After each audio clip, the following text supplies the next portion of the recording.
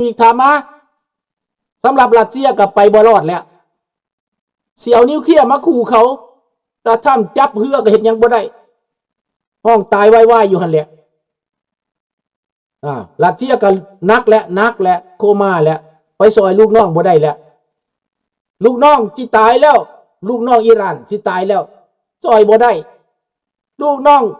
มาดูโรถูกจับไปเข้าคุกก็ซอยบ่ได้ลูกน้องคิวบาสิตายก็ซอยบ่ได้อีกบาทนี้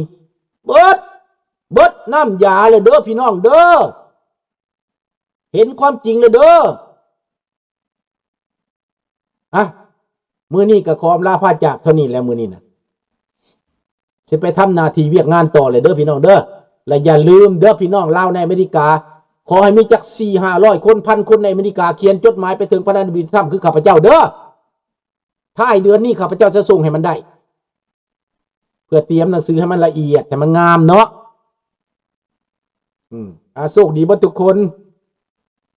ราตรีสวัสดิ์กุดไนท์บอนนุยแม็กซี่โบกูผู้นำอิหร่านเอาศาสนาบางหน้าก็เปิดเป็นแล้วเขาสากหน้ากากถิ่มหมดแล้วเด้อผ้าปกหัวประชาชนเขาก็ถิ่มแล้วเด้อทุ่งชาติเขาก็ปลดลงเลยเด้อเขาเอาทุ่งระบอบเก่าขึ้นมาเลยเด้อบายบายเขากับการสร้างสมุเฮาจะถิ่มเลยเด้อพี่น้องเด้อบายบาย